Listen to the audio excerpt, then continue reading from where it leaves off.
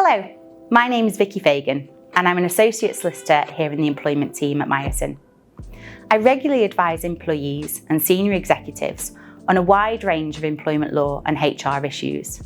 I'm also particularly experienced in advising on discrimination, pregnancy and maternity related issues.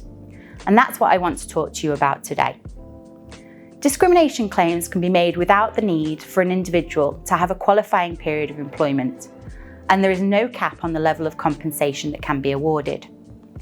In a survey conducted by the campaign group Pregnant Then Screwed, 7% of their survey pool of pregnant women confirmed that they had lost their job through redundancy, sacking, or feeling forced to leave. If this is scaled up to reflect employment statistics, this could mean that as many as 41,000 pregnant employees or new mothers are sacked or made redundant every year. Therefore, I've put together this video to explain some areas of discrimination that can often occur, and also to mention some changes to discrimination law that employees should be aware of.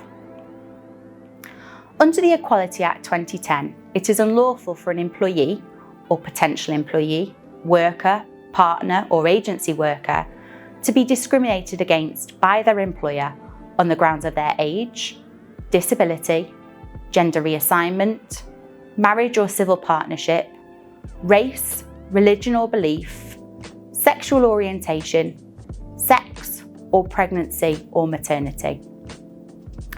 The law is complex and there are various types of discrimination claims that can be brought. A common claim that I advise employees on is that of indirect discrimination. This is where an employer has a general policy or practice that applies to all, but that practice or policy puts persons with a protected characteristic at a disadvantage.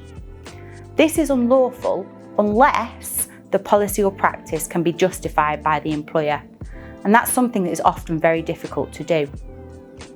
We see indirect discrimination claims regularly, particularly in relation to requests for flexible working arrangements, or where an employer wants employees to work certain hours or from a certain place, which impacts female employees with childcare responsibilities, for example.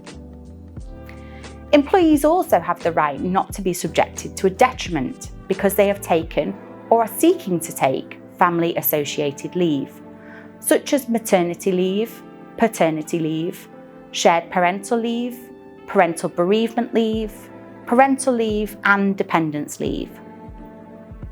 Unfavourable treatment or detriments can take many forms and could involve being excluded from a project, for example, not being promoted, not being awarded certain benefits, bonuses or pay rises, or could even be dismissal. Turning to maternity protection, employees who are pregnant or on maternity leave have the additional protection from being discriminated against.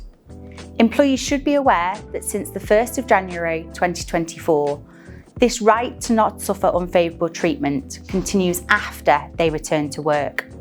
Therefore, it's crucial that employees are not treated less favourably because of their pregnancy or maternity leave, or because of an illness related to their pregnancy, from the start of their pregnancy, during maternity leave, and after they return to work. The period of protection after returning to work depends on the employee's maternity leave entitlements, and so this will be different for different employees. Employees should take advice to ensure that this is accurately understood. Another common area where we see employers getting it wrong is when they want to implement a redundancy with pregnant employees or those who are on maternity leave affected. An employee may have a discrimination claim if the employer has selected them for redundancy or disadvantaged the employee in the process because of their pregnancy, maternity leave, or pregnancy-related illness.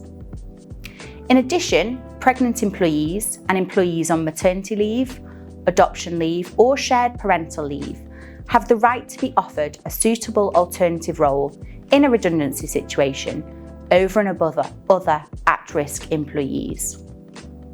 Since April 2024, this right has also been extended to employees who have recently returned to work. It's important to keep watching this space too, as it's likely we will see further reform to the protections offered to pregnant employees and new parents as part of the Labour government's New Deal for Working People plans. Proposals include a ban on dismissing an employee who has had a baby for a period of 6 months after they return to work, and making the right to take parental leave a day one right. There are also various lobby groups seeking to extend the time limit to bring discrimination claims from the current very short 3 months to 6 months. Employees should continue to keep up to date with these developments and should understand their rights generally. It is also important to act quickly if you think you have a claim, because there are very short time limits to start legal claims.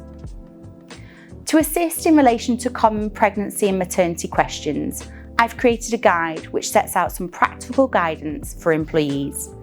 This can be accessed via our website. If you're an employee or a senior executive and you require advice and assistance in relation to any of the topics I've highlighted, please do not hesitate to contact me or any other member of our specialist employment team.